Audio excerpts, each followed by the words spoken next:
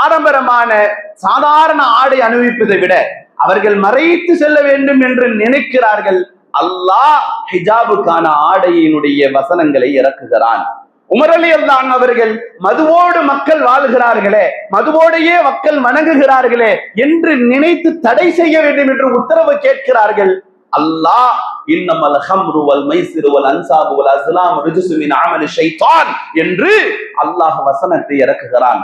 Umar எதை நினைக்கிறார்களோ, Umar எதை பேசுவார்களோ சட்டமாக கொண்டு வாருங்களே நாயகமே என்று கேட்கும் பொழுதெல்லாம் அல்லாஹ் அதை ஆயத்தாகவே இறக்குவான். பெருமக்களே, அந்த உமரையும் இந்த மாதத்தில் துல்ஹஜ் மாதம் 27ஆம் பிறையில் அவர்கள் ஷஹீதாக்கப்படுகிறார்கள்.